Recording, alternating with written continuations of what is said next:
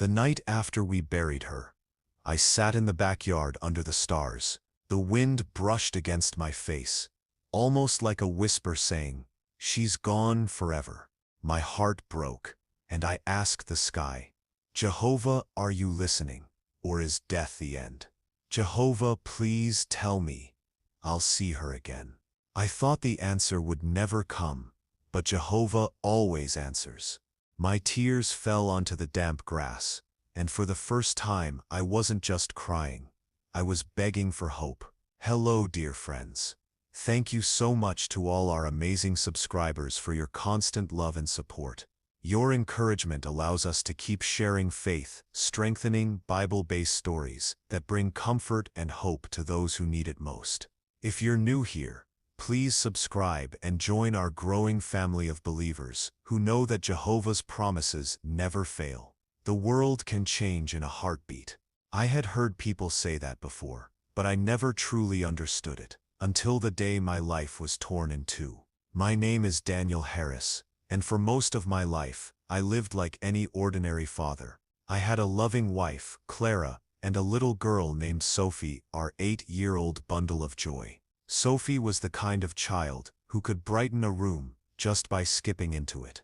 Her laughter had a melody to it, like wind chimes on a sunny morning.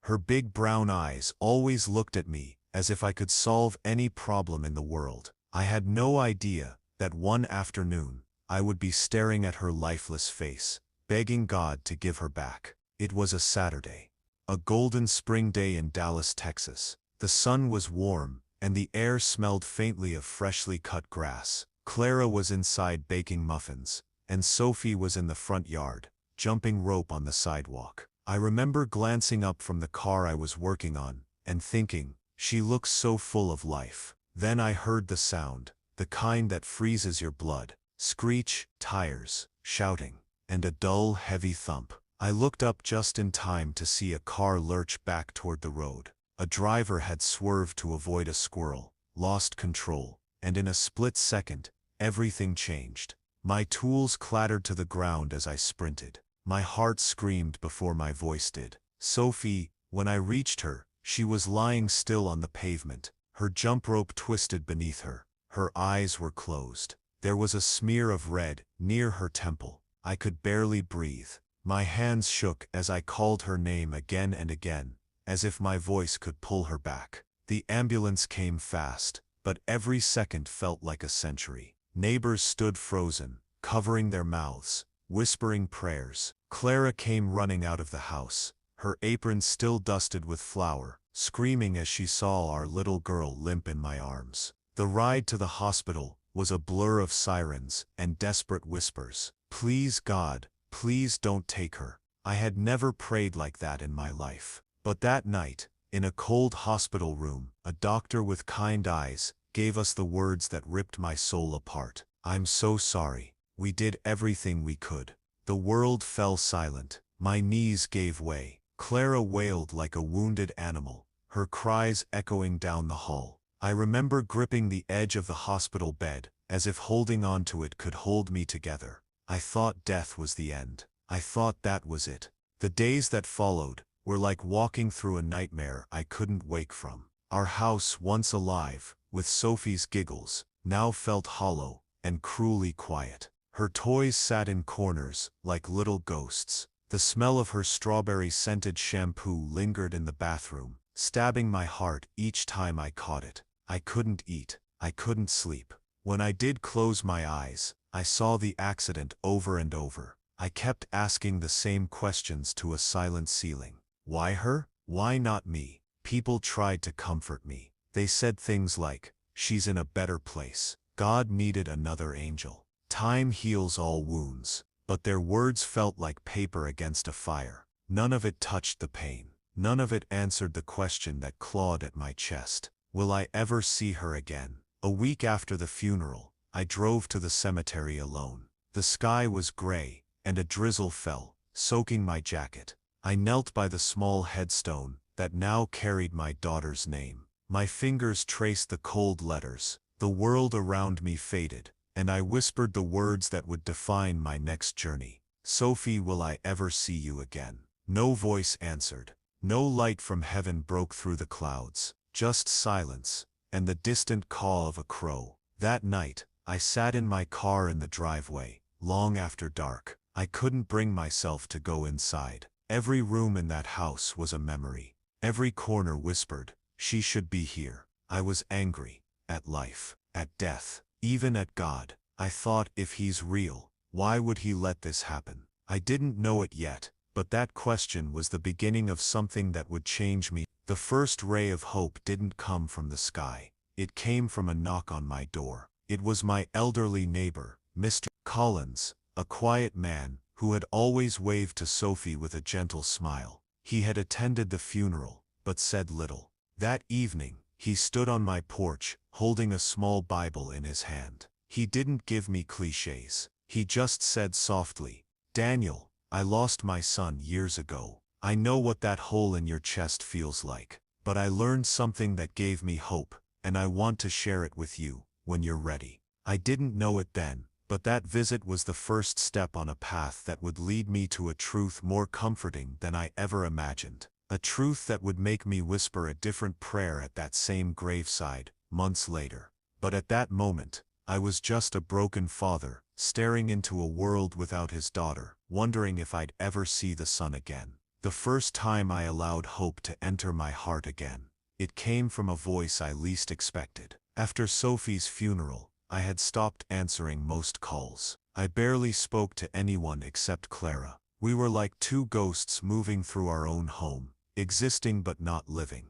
The world outside kept spinning, but inside, it felt like everything had stopped. Then, one quiet afternoon, there was a gentle knock at the door. When I opened it, Mr. Collins, our elderly neighbor, stood there. He had a calmness about him, like the world didn't shake him the way it shook me. His gray hair peeked from under a brown cap, and he held a small well-worn Bible in his hand. "Daniel," he said softly, "I hope I'm not disturbing you." I shook my head. My voice was rough from days of silence. "No, it's fine." He hesitated, then said words that would stick with me. "I buried my son 30 years ago. He was only 10. I know that hole in your chest, the one you think will never close." My eyes stung, and for the first time in weeks, I felt understood. He wasn't pitying me, he was with me. He stepped inside, and sat at the edge of my couch. I noticed the way his hands trembled slightly,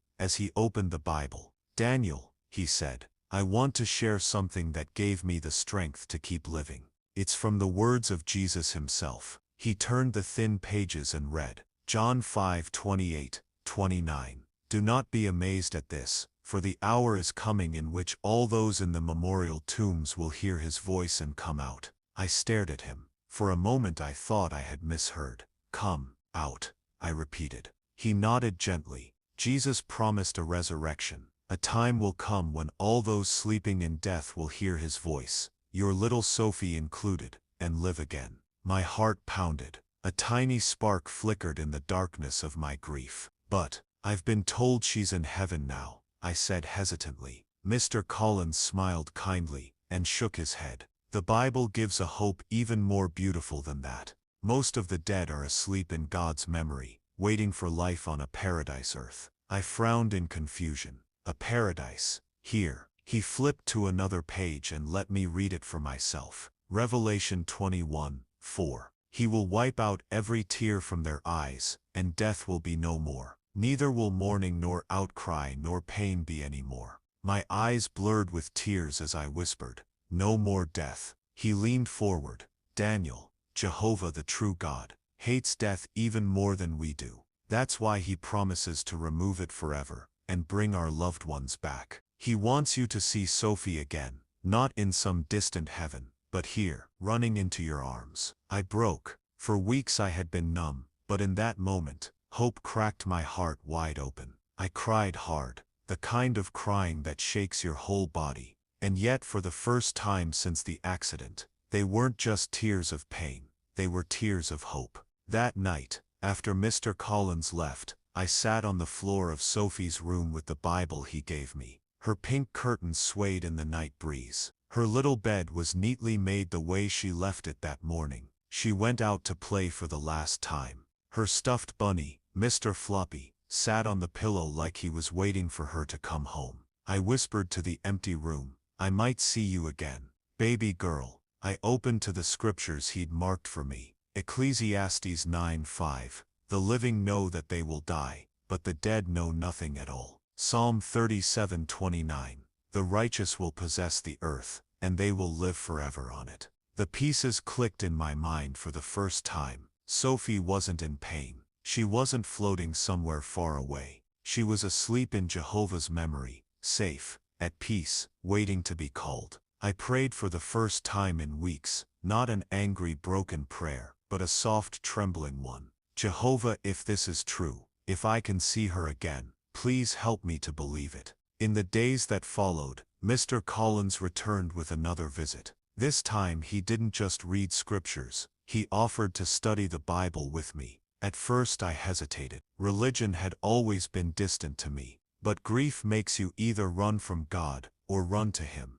And something in my heart whispered, "Run to Him." Our first study was under the oak tree in his backyard. He opened a small book called "What Does the Bible Really Teach?" and patiently answered the questions that had tortured me for weeks. Why does God allow death? Will I really see my daughter again? What kind of life does Jehovah promise in the new world? Each answer felt like medicine on an open wound. I learned that death was never part of Jehovah's purpose. He created humans to live forever on a paradise earth. Death came through Adam's disobedience, not because Jehovah wanted to take children away. Then Mr. Collins said something that struck deep.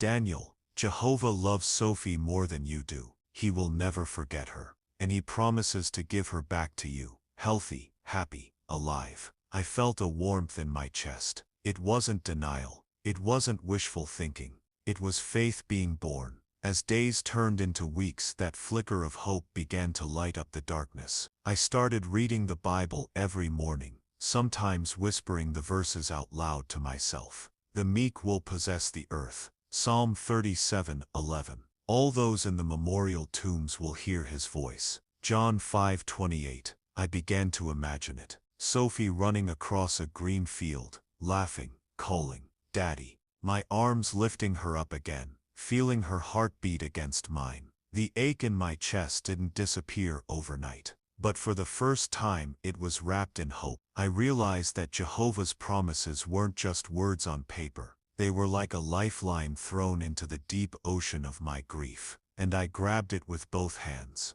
The night I truly knew Jehovah was guiding me came about a month later. I visited Sophie's grave again. This time, I didn't feel the cold despair that had once frozen my heart. I placed fresh lilies on the stone and whispered, "I will see you again, Sophie." Jehovah promised. Then for the first time since the funeral, I walked away smiling through my tears. I wasn't just a grieving father anymore. I was a father with hope. Grief has a way of testing everything you thought you knew about life and about God. Even though I had started studying the Bible with Mr. Collins, even though hope had begun to flicker in my heart, the pain didn't just vanish. Some days I would wake up, and for a split second, I'd expect to hear Sophie's feet running down the hallway. Then reality would crash down like a wave. But here's the difference. For the first time since the accident, I had a reason to get out of bed. One Saturday morning,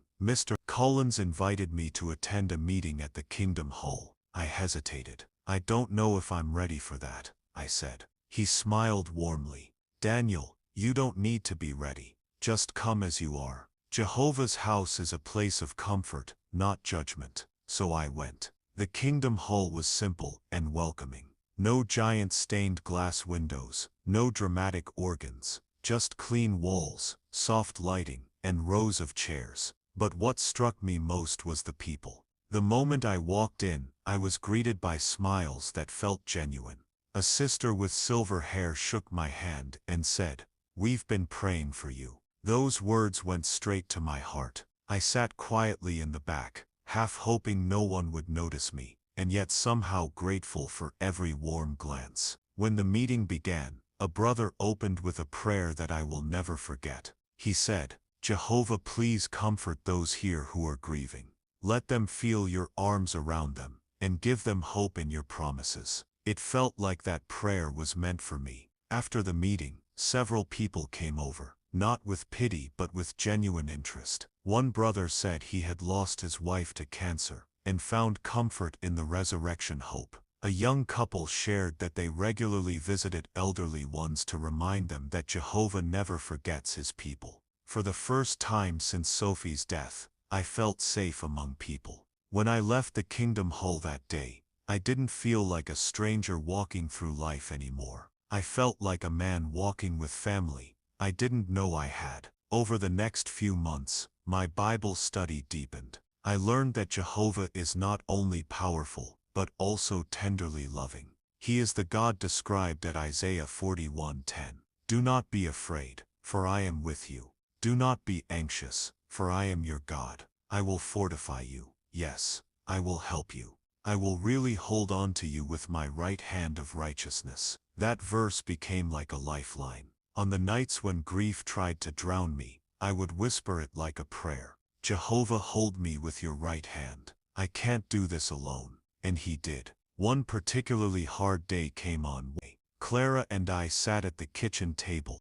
Tears filled my eyes, but this time I didn't collapse under the weight of despair. I opened the Bible and read John 11:25-26, where Jesus said to Martha after Lazarus died, I am the resurrection and the life. The one who exercises faith in me, even though he dies, will come to life. I turned to Clara and said, Jehovah promises we'll see her again. This isn't the end of her story. We cried together, but those tears were different. They were tears wrapped in faith. As my faith grew, something unexpected happened. I wanted to share this comfort with others. One evening, Mr. Collins invited me to join him in the ministry, just to observe. I hesitated, nervous about talking to strangers. We visited a woman who had recently lost her brother. I stood silently at first, but when I heard her voice crack with grief, I felt compelled to speak. Ma'am, I said softly,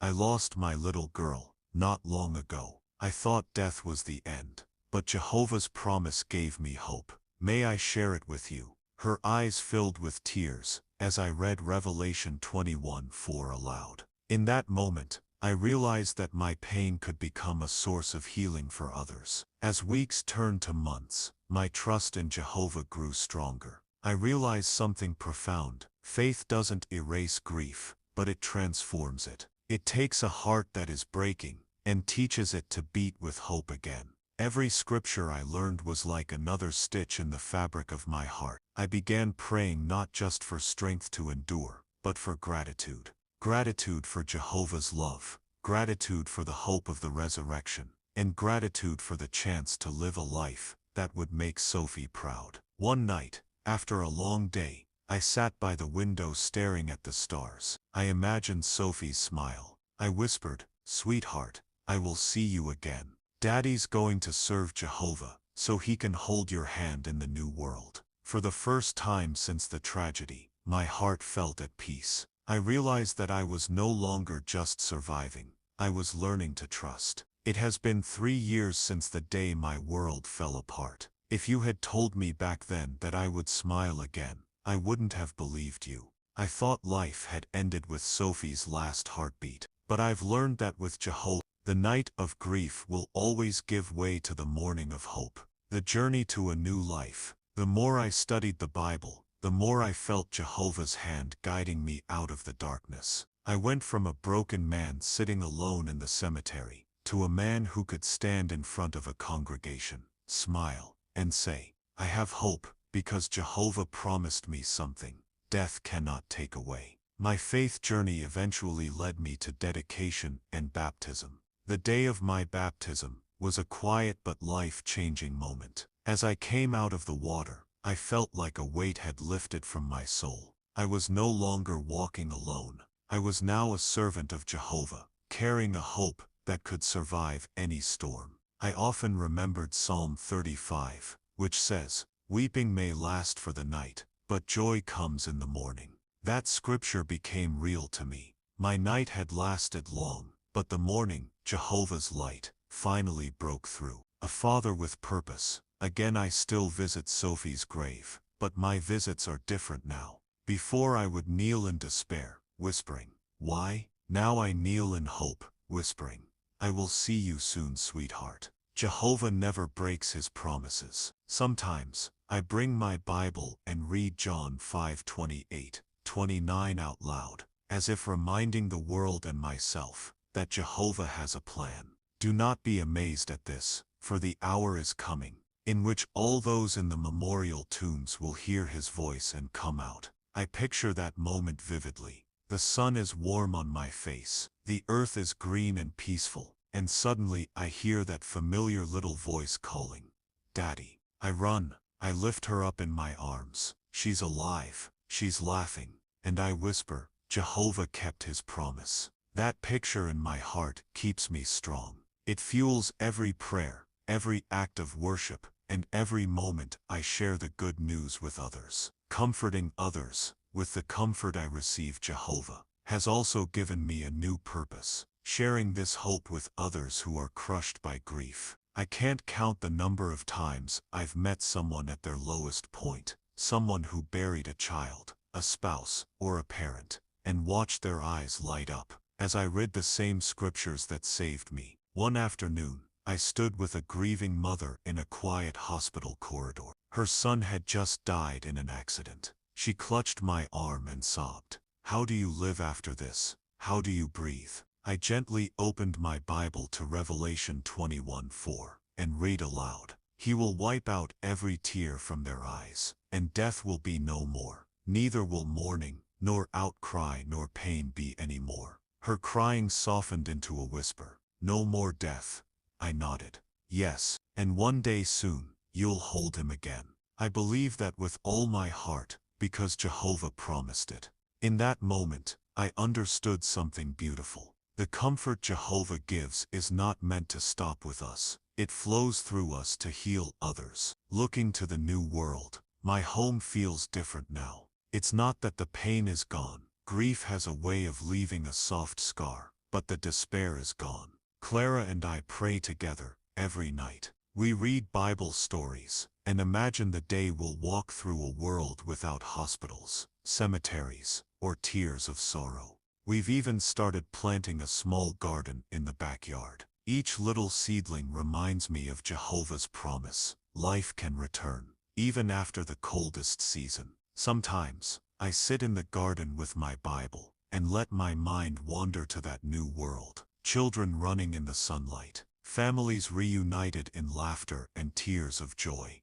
the sound of birds instead of sirens, the sight of Sophie holding Clara's hand, smiling in perfect health. This vision isn't fantasy, it's Bible truth. It is what sustains me. A message to you. If you are watching this, and you've lost someone you love, please hear this from a father who once stood at his child's grave, in hopeless despair. Jehovah sees your tears. He hasn't forgotten you. He hasn't forgotten your loved one. The same God who gave life in the beginning will give it again. He is not distant. He is close to the broken-hearted. Just as Psalm 34:18 promises, Jehovah is close to the broken-hearted. He saves those who are crushed in spirit. So hold on.